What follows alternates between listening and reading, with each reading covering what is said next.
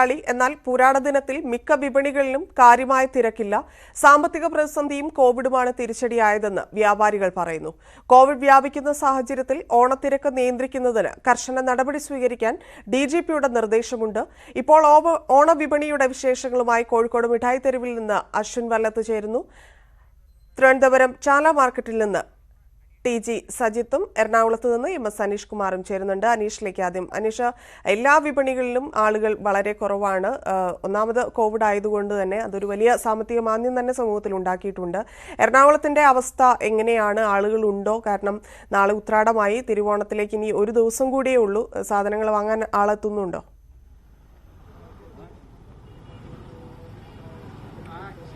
ധന്യ, തികച്ചും ആളൊഴിഞ്ഞ ഒരു നഗരം അല്ലെങ്കിൽ ആളൊഴിഞ്ഞ ഒരു മാർക്കറ്റ് എന്ന് വിശേഷിപ്പിക്കാം. സാധാരണ ഓണ ദിനത്തിൽ സൂചി കുത്താൻ പോലും ഇടമില്ലാത്ത വിധമെന്ന് വിശേഷിപ്പിക്കാൻ കഴിയുന്ന തരത്തിൽ തിരക്കുണ്ടാവുന്ന സ്ഥലമാണ് എറണാകുളത്തെ പ്രധാന വാണിജ്യ കേന്ദ്രമായ ബ്രോഡ്വേ. എന്നാൽ നമുക്കിപ്പോൾ ദൃശ്യങ്ങളിൽ തന്നെ കാണാം, ഒറ്റയ്ക്കും 2-3 പേരൊക്കെയായുള്ള ആളുകളാണ് പല കടകളിലുമുള്ളത്. ചില വില കുറഞ്ഞ സാധന സാമഗ്രികൾ വിൽക്കുന്ന കടകളിലേക്ക് ചില ആളുകൾ എത്തുന്നത് ഒഴിവാക്കിയാൽ മറ്റ് മിക്ക കടകളും ആളൊഴിഞ്ഞു തന്നെ കിടക്കുന്ന ാണ് നമുക്ക് ദൃശ്യങ്ങളിൽ കാണാൻ കഴിയുന്നത്. അധികൃതരുടെ ഭാഗത്തുനിന്നും കർശനമായ നിയന്ത്രണങ്ങൾ ഏർപ്പെടുത്തിയിട്ടുണ്ട്. ഒരു കടയിൽ ഒരു സമയത്ത് 5 പേരെ മാത്രമേ അനുവദിക്കൂ എന്ന കർശനമായ നിർദ്ദേശം നൽകിയിരിക്കുന്നു. പോലീസുകാർ ഇടവിട്ട് കടകളിൽ പരിശോധന നടത്തുന്നു. ഒപ്പം ഈ പുറത്തേക്ക് നിന്നുള്ള വഴികൾ പൂർണ്ണമായും അടച്ചിരിക്കുകയാണ്. ഒരു വഴിയിലൂടെ മാത്രം പ്രവേശനവും ഒരു വഴിയിലൂടെ മാത്രം ഇറങ്ങിപ്പോകുന്നതിനുമുള്ള ഒരു രീതിയിലുള്ള ക്രമീകരണമാണ്. ഒപ്പം പ്രവേശന കവാടത്തിൽ തന്നെ കൂടുതൽ ആളുകൾ അകത്തേക്ക് വന്നാൽ അവരെ നിയന്ത്രിക്കുന്നതിനുള്ള സംവിധാനങ്ങൾ ഏർപ്പെടുത്തിയിരിക്കുന്നു. നമുക്കൊപ്പം ഇപ്പോൾ കച്ചവടക്കാർ തന്നെയുണ്ട്. നിങ്ങളുടെ ഒന്നും ഈ കഴിഞ്ഞ അടുത്ത കാലത്തെ ഒന്നും ഓർമ്മയിലുണ്ടായിരുന്ന തരത്തിലുള്ള ഓണം? ഇല്ല, ഞാൻ എറണാകുളം ബ്രോഡ്വേയിൽ ഒരു 25 വർഷമായിട്ട് ബിസിനസ് ചെയ്യുന്നതാണ്. ആ ബിസിനസ് ചെയ്യുന്ന കാരണം ഈ ഒരു വർഷം വളരെയധികം മോശമാണ്. ഞങ്ങൾ ലോണും ഇതൊക്കെ എടുത്ത് സാധനം വാങ്ങി വെച്ചിട്ട് ഞങ്ങൾ ആത്മഹത്യൻ്റെ വക്കിലാണ് നിൽക്കുന്നത്. ഇവിടെ ബ്രോഡ്വേ കംപ്ലീറ്റ് അടച്ചുപൂട്ടി കെട്ടി വെച്ച കാരണം ആൾക്കാർ ഇന്നാണ് ഒരു ഇച്ചിരി ആൾക്കാർ വരാൻ തോന്നിയേക്കണത്. എന്നുവെച്ചാൽ ഞങ്ങൾക്ക് അരി മേടിക്കാൻ പോലും 250 രൂപ പോലും ഒരു ദിവസം കട തുറന്നിട്ട് വിൽക്കാത്തൊരു അവസരങ്ങൾ ഇവിടെയുണ്ട്. പിന്നെന്ന് പറഞ്ഞത് നമ്മുടെ ഈ ബ്രോഡ്വേയിൽ എന്ന് പറഞ്ഞാൽ മൊത്തം ഇവിടുന്ന് അവിടെ അടച്ചു കെട്ടി ഓണമായിട്ട് ഇങ്ങനെ ഇതേപോലെ ഒരു അധംപതനം വന്നിട്ടേ ഇല്ല. ഞങ്ങളൊക്കെ ഈ കടക്കാർ ഞങ്ങൾ ആത്മഹത്യയുടെ വക്കിലാണ് നിൽക്കുന്നത്. ഇന്ന് മാത്രം ഇവിടെ ഒരു ബിസിനസ് നടക്കുള്ളൂ. 250 രൂപ വിൽക്കാത്ത ദിവസങ്ങൾ മാത്രമുണ്ട്. 7 മാസമായിട്ട് ഞങ്ങളിത് അനുഭവിച്ചുകൊണ്ടിരിക്കുന്നതാണ്.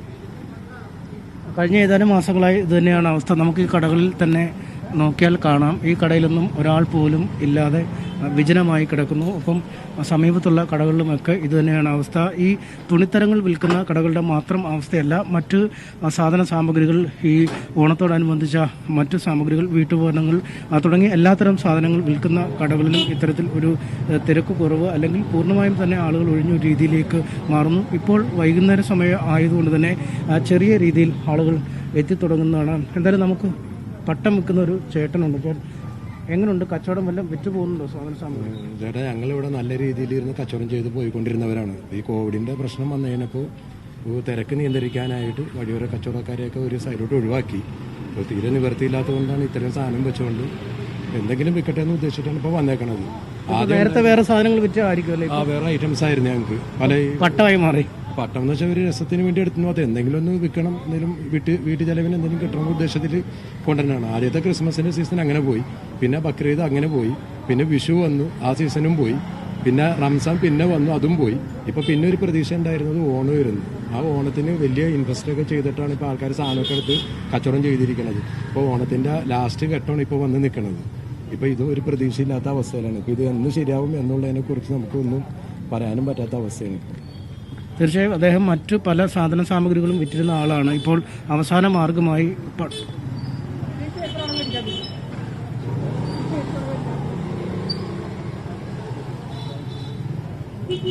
ശരി, എന്തായാലും കൊച്ചിയിലെ കാഴ്ചയാണ് കണ്ടത്. കൊച്ചിയിൽ ആളുകളൊന്നും എത്തുന്നില്ല, ചുരുക്കം ആളുകൾ മാത്രമാണ് മാർക്കറ്റിലേക്കൊക്കെ എത്തുന്നത്. ഇനി കോഴിക്കോട് നിന്ന് അശ്വിൻ വല്ലത്ത് ചേരുന്നുണ്ട്. അശ്വിൻ, മിഠായി തെരുവിലെ അവസ്ഥ എന്താണ്? ഓരോ ഓണത്തിനും ആളുകൾ ഏറ്റവും കൂടുതൽ എത്തിക്കൊണ്ടിരുന്ന ഒരു മാർക്കറ്റാണ് മിഠായി തെരുവ്. ഇന്നത്തെ അവസ്ഥ അല്ലെങ്കിൽ ഓണവുമായി ബന്ധപ്പെട്ടുള്ള തിരക്ക് എത്രത്തോളമാണ് അവിടെയുള്ളത്? കോവിഡ് എങ്ങനെയൊക്കെ വ്യാപാരികളെ ബാധിച്ചിരിക്കുന്നു? ഓണക്കാലത്ത് കോഴിക്കോട് ജില്ലയിൽ ഏറ്റവും സജീവമാവാറുള്ള ഒരു ഇടമാണ് മിഠായി തെരുവ്. പക്ഷേ മിഠായി തെരുവിലും ഓണത്തിന്റെ ഒരു പ്രകടമായ തിരക്കുകളൊന്നും അത്ര കണ്ട് ഇല്ല എന്ന് വേണം പറയാൻ. കഴിഞ്ഞ വർഷങ്ങളിലൊക്കെ ഉള്ളതുപോലെയുള്ള ഒരു തിരക്ക് ഈ തവണ ഇല്ല. ഒരു സാധാരണ ദിവസത്തെ ആളുകൾ അത്രമാത്രമേ ഈ ഓണക്കാലത്തും മിഠായി തെരുവിലേക്ക് എത്തുന്നുള്ളൂ. കച്ചവട സമയത്തിലടക്കം ഇളവുകൾ നൽകിയിട്ടുണ്ട്. 7 മണി വരെയുള്ള സമയം 9 മണി വരെ ദീർഘിപ്പിച്ചിട്ടുണ്ട്. എന്നാൽ പോലും ആളുകൾ കൂടുതലായി എത്താത്ത ഒരു അവസ്ഥ. പൊതുവെ സാമ്പത്തിക പ്രതിസന്ധിയും അതേപോലെ തന്നെ നഗരത്തിലേക്ക് എത്താനുള്ള പൊതുഗതാഗതത്തിന്റെയൊക്കെ ഒരു കുറവുമാണ് ആളുകളെ ഈ നഗരത്തിലേക്ക് എത്തുന്നതിൽ നിന്ന് പിന്നോട്ടടിക്കുന്നത്. ഈ ഇളവുകളൊക്കെ നൽകിയിട്ടുണ്ടെങ്കിൽ കൂടിയും ഓണവിപണി അത്ര കണ്ടങ്ങ് ഉണർന്നിട്ടില്ല എന്ന് വേണം പറയാൻ. എന്താണ് അവസ്ഥ? കച്ചവടമൊക്കെ ഉണ്ടോ? കച്ചവടം ഉണ്ട്, 2-3 ദിവസം കച്ചവടം ഉണ്ട്. പക്ഷേ കച്ചവടം പഴയുള്ള ഓണത്തിന്റെ കച്ചവടം ഇല്ല. പക്ഷെ 7 മണി ഉള്ളത് 9 മണി ആക്കിയിട്ടുണ്ട്. 9 മണി ആയിട്ട് 7 മണി ആകുമ്പോഴത്തേന് ആളുകൾ പോവാണ്. പൊതുവെ പഴയ തിരക്കില്ല കച്ചവടത്തിന്. ഇവിടെ പൊതുവെ സാധാരണക്കാരാണല്ലോ കൂടുതലായിട്ട് വരുന്നത്. പക്ഷേ അത്തരം ആളുകൾ ഇങ്ങോട്ടേക്ക് വരാത്തതിന് പിന്നെ സാമ്പത്തിക പ്രതിസന്ധി ഉണ്ടോ? സാമ്പത്തിക പ്രതിസന്ധി ഉണ്ട്. പിന്നെ 7 മണിക്ക് ശേഷം ബസ്സില്ലല്ലോ. ബസ്സില്ലാത്തതുകൊണ്ട് ആളുകൾ വല്ലാതെ ഇറങ്ങുന്നില്ല. അതാണ് കോഴിക്കോട് നല്ല തിരക്കുള്ള ടൈമാണ്. 5 മണി 6 മണി ശേഷം ഇപ്പോൾ നല്ല തിരക്കുള്ള ഓണത്തിന് പഴയ കാലഘട്ടമാണെങ്കിൽ നല്ല തിരക്കുണ്ടാവും. ഇപ്പോൾ തിരക്കില്ല. നിയന്ത്രണങ്ങളിലൊക്കെ ഇളവുകൾ കിട്ടിയതുകൊണ്ട് പ്രത്യേകിച്ച് കാര്യമൊന്നും ഉണ്ടായിട്ടില്ല. വലിയ ഉണർവ് വന്നിട്ടില്ല മുട്ടായി തെരുവിൽ. നാളെ ഇപ്പോൾ ഉത്രാടമാണ്. ഒരു തിരക്ക് നാളെ പ്രതീക്ഷിക്കാവും. പക്ഷേ നാളെ ബസ്സില്ല. സാധാരണ ഞായറാഴ്ച ബസ്സില്ലായിരുന്നു. ഇനി ബസ്സുണ്ടെങ്കിൽ ആളുകൾ സാധാരണക്കാരെ ഇറങ്ങും. പക്ഷെ വല്ലാതെ ഒരു ഇത് കാണുന്നില്ല. ഓണത്തിരക്കുണ്ടാവും എന്നുള്ള പ്രതീക്ഷയില്ല. ഈ ഓണത്തിന് മുൻപ് ആളുകൾ കൂടുതലായിട്ട് വാങ്ങിക്കുന്ന വസ്ത്രങ്ങളൊക്കെ വാങ്ങിക്കുന്ന ആ ഒരു പതിവൊക്കെ മാറിയും തോന്നുന്നു അല്ലേ? അതേ സാധാരണ ടൈമിൽ നമ്മൾ ഞായറാഴ്ചത്തെ ഒരു തിരക്കുണ്ടായില്ല. സാധാരണ ആ തിരക്ക് അത്രയില്ല ഇപ്പോൾ ഇവിടെ. കൂടുതൽ കച്ചവടം ഇവിടെ നടന്നിട്ടില്ല. അതാണ് കോഴിക്കോട്ടെ പ്രധാന വ്യാപാര കേന്ദ്രങ്ങളിലെല്ലാം ഒരു അവസ്ഥ. സാധാരണഗതിയിൽ ഉണ്ടാവുന്ന ഒരു തിരക്ക്, അതിനപ്പുറത്തേക്കൊരു തിരക്കൊന്നും ഓണത്തിൻ്റെതായിട്ടുള്ള ഒരു തിരക്കൊന്നും തന്നെ എവിടെയും കാണാനില്ല. ഇനിയിപ്പോൾ ഉള്ളത് ഇന്ന് വൈകുന്നേരവും അതേപോലെ തന്നെ നാളെ ഉത്രാട ദിനവുമാണ്. ഒരു പക്ഷേ നാളെ കൊണ്ട് കുറെ കൂടിയൊക്കെ കച്ചവടം വർദ്ധിക്കുമെന്നുള്ള ഒരു പ്രതീക്ഷയിലാണ് വ്യാപാരികൾ. ശരി അശ്വിൻ, തിരുവനന്തപുരത്തെയും അവസ്ഥ അത്തരത്തിലാണെന്നാണ് അറിയാൻ സാധിക്കുന്നത്. ടി.ജി. സജിത്ത് ഉണ്ട്. സജിത്ത്, തിരുവനന്തപുരത്തെ സ്ഥിതി എങ്ങനെയാണ്? ആളുകൾ എത്തുന്നുണ്ടോ സാധനങ്ങൾ വാങ്ങാൻ? എല്ലാവരെയും ഈ സാമ്പത്തിക പ്രശ്നം ബാധിച്ചൊരവസ്ഥയാണോ? വ്യാപാരികൾ എന്താണ് പറയുന്നത്? തലസ്ഥാനത്തെ ഏറ്റവും തിരക്കേറിയ ചാല മാർക്കറ്റാണ് എനിക്ക് പിന്നിലായി കാണാൻ കഴിയുന്നത്. ഏറ്റവും തിരക്കേറിയ ഇടമാണ്, പ്രധാനപ്പെട്ട ഇടങ്ങളിലൊന്നാണ് ഇവിടം. ഓണ ദിവസങ്ങൾ അടുത്താൽ വലിയ തിരക്ക്, അതായത് വൻ ജനത്തിരക്ക് അനുഭവപ്പെടുന്ന ഇവിടുത്തെ ഇപ്പോഴത്തെ കാഴ്ചയാണ് നമുക്ക് കാണാൻ കഴിയുന്നത്. ജനങ്ങൾ പൊതുവിലില്ല. വളരെയധികം അത്യാവശ്യം ആൾക്കാർ മാത്രം പുറത്തിറങ്ങി കടകളിലെത്തുന്ന സ്ഥിതിയാണ് പൊതുവിലുള്ളത്. അതായത് ഒരു ഓണ ദിവസത്തിൻ്റെ തൊട്ട് തലേന്നുള്ള അല്ലെങ്കിൽ അതിൻ്റെ അടുത്ത ദിവസങ്ങളുടെ ഒരു പ്രതീതി ഒരിക്കലും ഇവിടെ നിന്ന് നമുക്ക് കാണാൻ കഴിയുന്നില്ല എന്നതാണ് ഇപ്പോഴുള്ള അവസ്ഥ. കച്ചവടക്കാരുടെ പ്രതികരണവും അതുതന്നെയാണ്. വളരെ ശുഷ്കമാണ് സ്ഥിതി. കോവിഡ് പ്രോട്ടോകോൾ പാലിച്ചുകൊണ്ട് മാസ്കുകളൊക്കെ ധരിച്ചുകൊണ്ട് കടകളിലെത്തിയ ചിലരെങ്കിലും വരുന്നുണ്ട്. അതായത് നാളെ അവധി ദിവസമാണ്, ഞായറാഴ്ചയാണ്. അതുകൊണ്ട് തന്നെ അതിന് മുമ്പായി, ഉത്രാട ദിവസത്തിന് തൊട്ട് മുമ്പായി തന്നെ ഷോപ്പിംഗ് ഒന്നുകൂടി വേഗത്തിലാക്കുന്നതിനുള്ള ചില നീക്കങ്ങളുമായിട്ടൊക്കെ എത്തുന്ന പൊതുജനങ്ങളെയും നമുക്ക് കാണാൻ കഴിയുന്നുണ്ട്. ആ തരത്തിലാണ് അവസ്ഥ. എന്തായാലും ചാല മാർക്കറ്റിൽ മുൻ വർഷങ്ങളിൽ ഉണ്ടായിരുന്ന ഒരു സ്ഥിതിയല്ല ഇപ്പോഴുള്ളത്. വളരെ ശുഷ്കമാണ് സ്ഥിതി. ഇത് ഇവിടുത്തെ അവസ്ഥ മാത്രമല്ല, തലസ്ഥാനത്തെ മറ്റ് പ്രധാനപ്പെട്ട ഇടങ്ങളിലെയൊക്കെ സാഹചര്യം ഇതാണ്. പൊതുവിൽ ആൾക്കാർ ഇല്ലാത്ത ഒരു സാഹചര്യം തന്നെയാണ് മിക്കയിടങ്ങളിലും നിലനിൽക്കുന്നത്. ആരോഗ്യ പ്രവർത്തകർക്കും വലിയ വെല്ലുവിളിയുണ്ട്. കാരണം കൃത്യമായി കോവിഡ് പ്രോട്ടോകോൾ പാലിക്കപ്പെടേണ്ടതുണ്ട്. ഒപ്പം തന്നെ ജനത്തിരക്കുണ്ടാവുന്നത് മുന്നിൽ കണ്ടുകൊണ്ട് പോലീസും ആരോഗ്യവകുപ്പും അടക്കം പ്രത്യേക സുരക്ഷയൊക്കെ ഈ മേഖലകളിൽ ഏർപ്പെടുത്തിയിട്ടുമുണ്ട്. എന്തായാലും പൊതുവിൽ ശുഷ്കമാണ്. ഒരു ഓണ ദിവസങ്ങളിലെ പതിവ് കാഴ്ചയൊന്നും ഈ ചാല മാർക്കറ്റിൽ ഇപ്പോഴില്ല എന്നതാണ് നിലവിലുള്ള. ശരി സൈത, നന്ദി വിവരങ്ങൾക്ക്. നാടൻ പന്തുകളിയുടെ പ്രധാന കേന്ദ്രമാണ് കോട്ടയം. കാണികളുടെ ആവേശത്തിനും ആരവങ്ങൾക്കും ഇടയിലാണ് പന്തുകളി നടക്കുക. കോവിഡ് കാലത്ത് ടൂർണമെന്റുകൾ ഇല്ലെങ്കിലും ആവേശം കുറയാതെ ഓണക്കളി ആസ്വദിക്കുകയാണ് കോട്ടയം.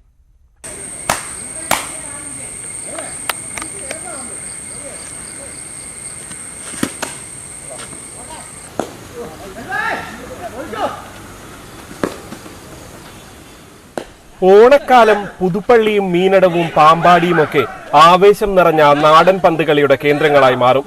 ഇത്തവണ ഗ്യാലറിയുടെ ആവേശമില്ല, ടൂർണമെന്റുകളുമില്ല.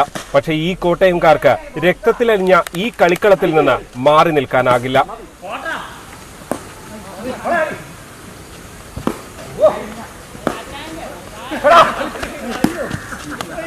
ഒരാഴ്ചയിലധികം നീണ്ടു നിൽക്കുന്ന നാടൻ പന്തുകളി ടൂർണമെന്റുകളാണ് ഓരോ ഓണക്കാലത്തും മീനടത്തും പുതുപ്പള്ളിയിലുമൊക്കെ നടന്നിരുന്നത്. ഓരോ ടൂർണമെന്റുകൾക്കും വർഷങ്ങളുടെ പാരമ്പര്യമുണ്ട്.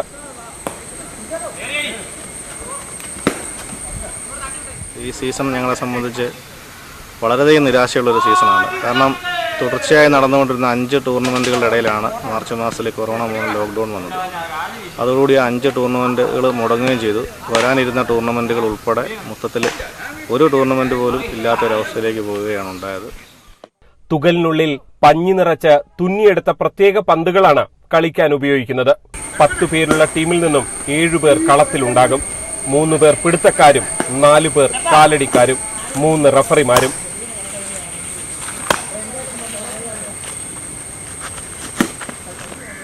ഒറ്റ, പെട്ട, പിടിയൻ, താളം, കീഴെ, ഇണ്ടൻ എന്നിങ്ങനെ പല ഘട്ടങ്ങളിലായാണ് പന്ത് വെട്ടിയെറിയുന്നത്. ഇതെല്ലാം 3 തവണ വീതം പൂർത്തിയായാൽ 1 ചക്കര, 2ാം ചക്കര, 3ാം ചക്കര എന്നിങ്ങനെ കളി മുന്നേറുമ്പോൾ ചിലപ്പോൾ മത്സരം മണിക്കൂറുകൾ നീളും.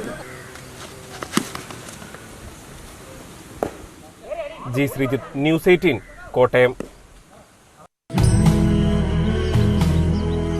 നമ്മുടെ സമൂഹത്തിന് പ്രത്യേകിച്ച് ഓണാഘോഷ പരിപാടികളൊന്നുമില്ല. കൃഷിയുമായിട്ട് ബന്ധപ്പെട്ട ഒരുപാട് ആഘോഷങ്ങൾ ചെയ്യുന്നുണ്ട്. ഇപ്പോൾ കമ്പളങ്ങൾ പോലെ.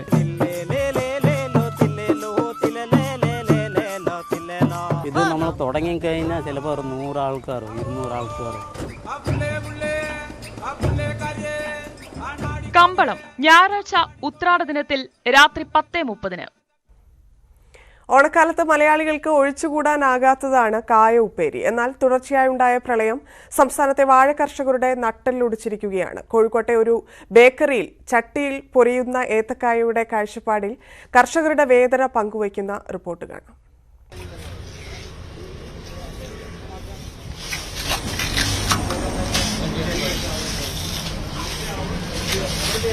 ഇപ്പോഴല്ലെങ്കിൽ പിന്നെ എപ്പോൾ പറയും ആ മനുഷ്യരെക്കുറിച്ച്. കോവിഡിന്റെ പശ്ചാത്തലത്തിൽ കരുതലോടെ വേണം ഓണമെന്ന് തിരുവനന്തപുരം ജില്ലാ കളക്ടർ ഡോക്ടർ നവ്ജോത് സിംഗ് ഗോസ. ഒന്നിച്ച് ശ്രമിച്ചാൽ കോവിഡിനെ അതിജീവിക്കാനാകുമെന്നും കളക്ടർ ചൂണ്ടിക്കാട്ടി. പ്രിയപ്പെട്ടവരെ, എല്ലാവരും നമസ്കാരം. ഓരോ മലയാളികളും ആഗ്രഹത്തോടെ കാത്തിരിക്കുന്ന ആഘോഷവേളയാണ് ഓണം. വളരെ സമൃദ്ധിയോടെയും ഐശ്വര്യയോടെയും സമയമാണ് ഓണം. ഓണം നമുക്ക് ഒരുമയുടെ സന്ദേശമാണ് നൽകുന്നത്. പക്ഷെ ഈ ഓണം കോവിഡ്-19 സാഹചര്യത്തിൽ ഈ ഒരുമ ഈ തവണ നമ്മൾ മറ്റൊരു രീതിയിൽ പ്രദർശിപ്പിക്കാം. ഈ തവണ ഓണം ആഘോഷിക്കുന്ന സമയത്ത് നമ്മൾ വീട്ടിൽ തന്നെ കുടുംബത്തോടെ ആഘോഷിക്കണം. മാവേലിയെ നമ്മൾ വീട്ടിൽ ഉള്ളിൽ നിന്ന് വരവേൽക്കാം. മഞ്ചേരി മെഡിക്കൽ കോളേജിൽ ചികിത്സയിലായിരുന്ന 110 വയസ്സുകാരി രണ്ടത്താണി വാരിയത്ത് പാത്തുവിന് കോവിഡ് ഭേദമായി. സംസ്ഥാനത്ത് കോവിഡിനെ അതിജീവിച്ച ഏറ്റവും പ്രായം കൂടിയ വ്യക്തിയാണിവരെന്ന് ആരോഗ്യമന്ത്രിയുടെ ഓഫീസ് അറിയിച്ചു. 100 വയസ്സിന് മുകളിൽ പ്രായമുള്ള 2 പേർക്ക് നേരത്തെ കോവിഡ് ഭേദമായിരുന്നു. സംസ്ഥാനത്ത് കോവിഡ് ചികിത്സയിലിരുന്ന 5 പേർ കൂടി മരിച്ചു. ആലപ്പുഴ ജില്ലയിലാണ് 2 മരണം. ചെങ്ങന്നൂരിൽ 64-കാരൻ അറേപ്പുറത്ത് ജെയ്മോനും മുൻ പഞ്ചായത്ത് അംഗം എടത്വ പച്ചപ്പാലപ്പറമ്പിൽ 72-കാരനായ ഔസൈബ് വർഗീസുമാണ് മരിച്ചത്. ഇടുക്കിയിൽ കാമാക്ഷി സ്വദേശി 80-കാരൻ ദാമോദരനും പത്തനംതിട്ട വാഴമുട്ടത്ത് 67-കാരനായ കരുണാകരനുമാണ് മരിച്ചത്.